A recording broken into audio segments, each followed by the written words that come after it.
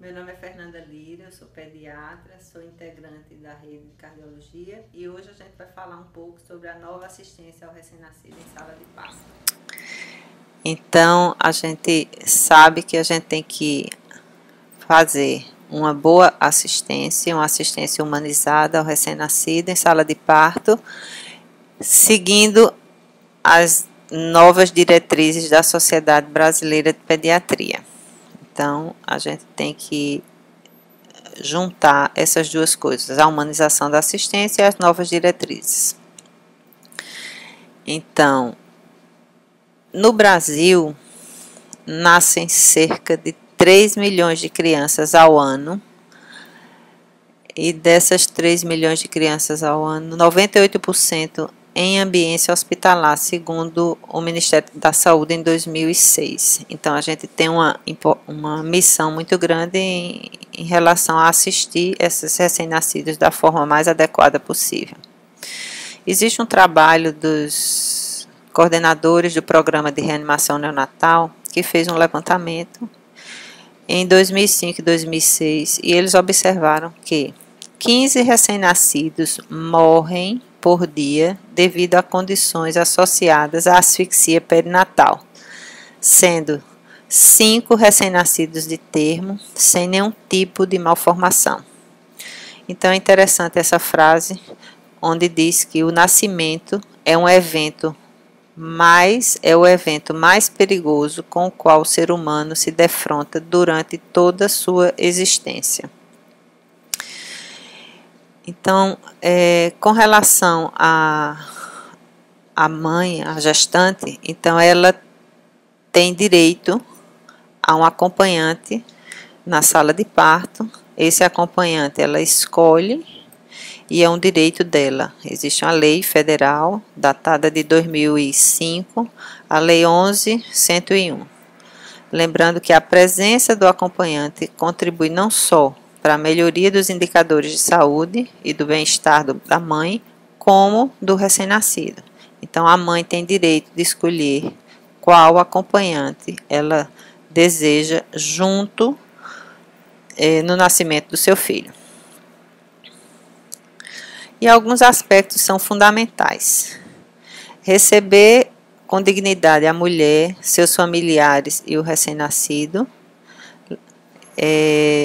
Lembrando que você tem que ter uma atitude ética e solidária dos profissionais.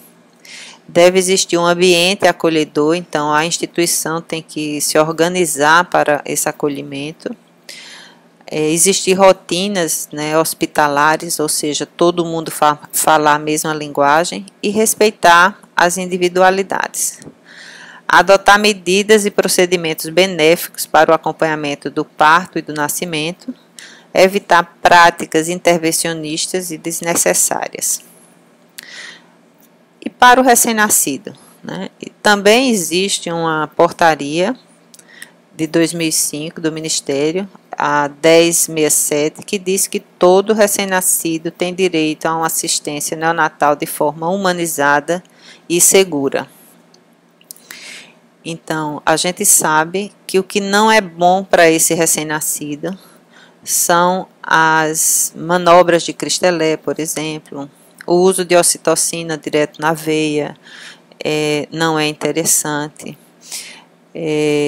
Aspirar todos os recém-nascidos, uso de O2 inalatório, então são procedimentos que são desnecessários aos recém-nascidos que nascem bem. Lembrando que aqueles que nascem bem apenas devem ser aquecidos, secados e colocá-los em contato com sua mãe. E o que é bom para esse recém-nascido? Não só para esse recém-nascido, como para sua mãe. Nascer de um parto normal e humanizado.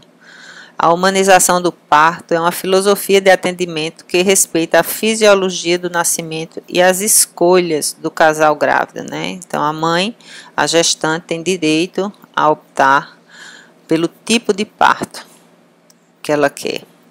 E, obviamente, o obstetra acompanhando, se tiver alguma intercorrência e que haja indicação de uma outra via de parto, ela é dita, mas a opção deve ser da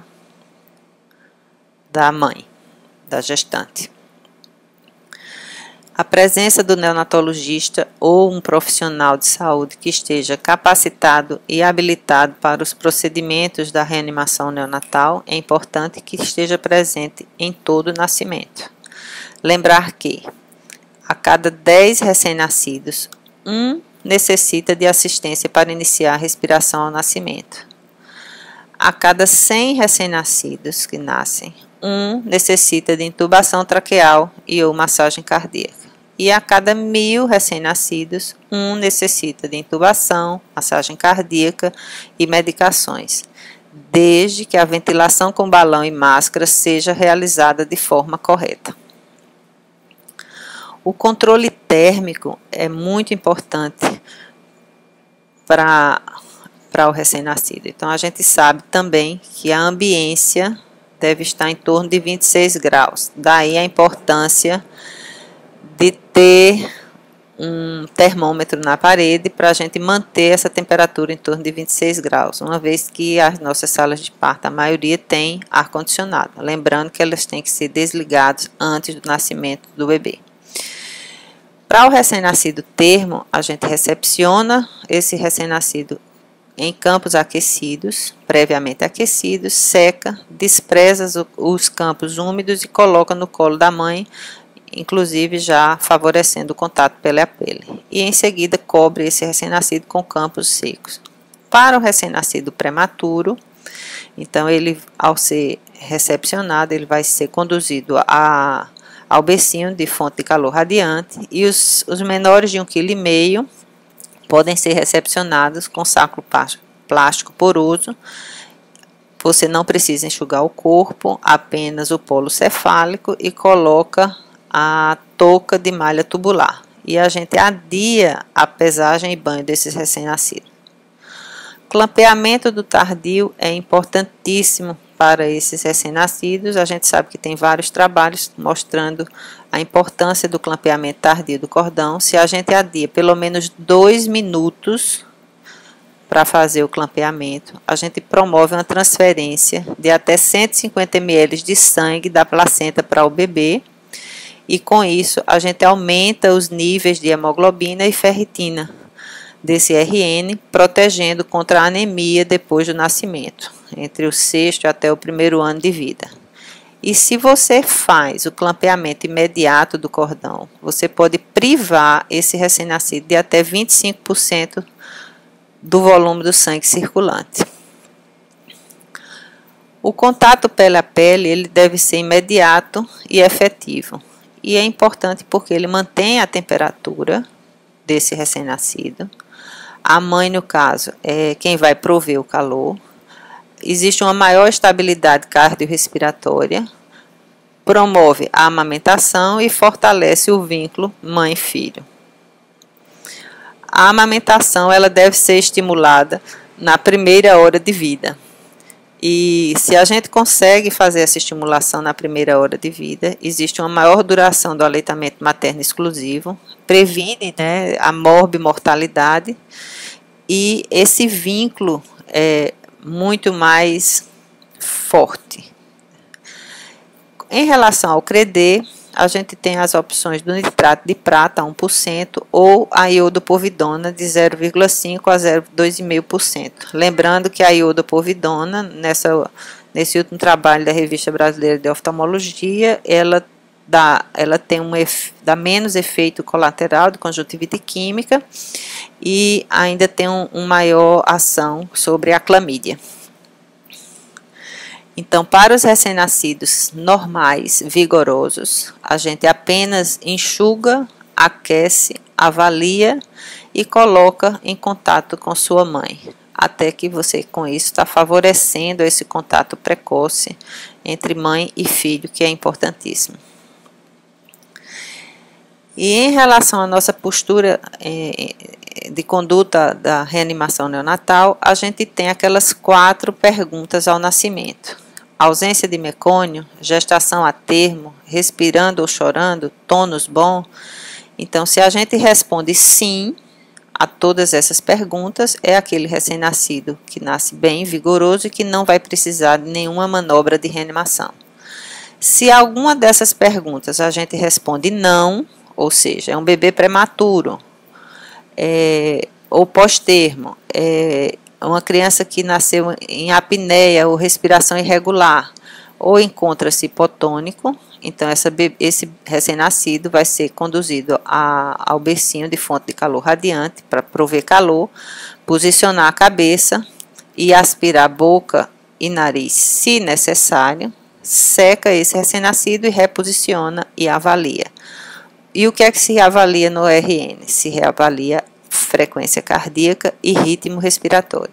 Se após 30 segundos, os 30 segundos dos passos iniciais, a gente avaliou e esse recém-nascido tem uma frequência cardíaca menor do que 100, está em apneia ou gasping, ou com respiração irregular, a gente vai fazer ventilação com pressão positiva com oxigênio ambiente, com ar ambiente. Então, aqui em cima a gente tem foto de do balão autoinflável, que é o que a gente mais utiliza na sala de parto, e o ventilador Enter, que é um ventilador manual, que inclusive nas novas normas do Ministério da Saúde deve estar presente em todas as maternidades. Então, a gente já viu que para avaliação do recém-nascido ao nascimento, a gente vai ver frequência cardíaca e respiração. O critério de avaliação de cor não entra no critério de avaliação para reanimação. Então, a frequência cardíaca é o principal parâmetro que determina a indicação e a eficácia da reanimação, dando preferência à ausculta do precórdio. E a concentração de oxigênio. Então, a gente tem algumas situações. Quando o recém-nascido é termo e a gente inicia a ventilação com pressão positiva com oxigênio ambiente. Caso essa criança não melhore, a frequência cardíaca se mantém abaixo de 100, a gente vai fazer O2 suplementar. Para o recém-nascido prematuro, com menos de 34 semanas, a gente inicia a ventilação com pressão positiva com O2 a 40%. Caso essa criança não melhore, ou seja, após 30 segundos ela não melhora, se faz uma reavaliação da técnica, se está tecnicamente adequado e a frequência cardíaca se mantém abaixo de 100, a gente vai utilizar o oxigênio guiado pela oximetria. Então, eu vou aumentando minha FiO2 de acordo com a oximetria. Essa é a condição ideal. Mas existe a condição de que você não tenha oxímetro e ou o blender, que é o misturador de gases na sua sala de parto. Então, se esses dois aparelhos não são disponíveis, então, tanto para o recém-nascido termo quanto para o recém-nascido prematuro, após a ventilação com pressão positiva, inicialmente a gente vai utilizar com a ambiente, todos dois. Caso eles não melhorem, ele vai continuar fazendo ventilação com pressão positiva, só que agora vai se utilizar O2 a 100%. E quais são os valores de saturação que são aceitáveis ou ditos normais para esses recém-nascidos? Então, a gente sabe que até 5 minutos de vida, a saturação pode ir de 70 a 80, de 5 a 10 minutos de vida de 80 a 90 e maior do que 10 minutos de vida de 85 a 95. Então, nenhum recém-nascido nasce saturando 100%. E aqui a gente tem um fluxograma da reanimação neonatal. Então, todo bebê que nasce, a gente tem que ter na mente aquelas 4 perguntas, e se aquelas 4 perguntas eu responder sim, esse bebê vai ser conduzido para a mãe e vai ficar com a mãe sem precisar de nenhuma manobra de reanimação. Porém, se a uma daquelas 4 perguntas a gente responder não, essa criança vai ser conduzida para o bercinho de fonte de calor radiante e a gente vai fazer os passos iniciais, que é prover calor, secar, aspirar, se necessário, posicionar e avaliar. Após 30 segundos, se você avaliou essa criança e ele mantém uma frequência cardíaca menor do que 100, ou essa criança está em apneia ou respiração irregular, você vai indicar ventilação com pressão positiva, com balão e máscara e O2 a 21%. Então, aí eu tenho o meu primeiro minuto de vida, que é o minuto de ouro, onde eu tenho que definir VPP. Após 30 segundos, eu fazendo meu ciclo de balão e máscara com O2 a 21%. E você faz uma avaliação. E essa criança mantém uma frequência cardíaca menor do que 100, ou seja, o recém-nascido não melhorou. Se faz uma reavaliação da técnica, se ele se mantém com a frequência baixa, você vai utilizar O2 suplementar. E mantém sua ventilação com pressão positiva, com balão e máscara e O2 suplementar. 30 segundos. Nova avaliação. Lembrar que a cada ação você faz uma reavaliação. E sempre você reavalia frequência cardíaca e ritmo respiratório. Eu reavaliei, a frequência cardíaca se mantém abaixo de 100. Então, nesse caso, tem a indicação da intubação traqueal. Então, indicação de intubação, uma delas é ventilação com pressão positiva, com balão e máscara prolongada. A criança está intubada, eu estou ventilando, fiz meu ciclo de 30 segundos e eu reavalio, e essa criança apresenta uma frequência cardíaca menor do que 60, a gente indica massagem cardíaca.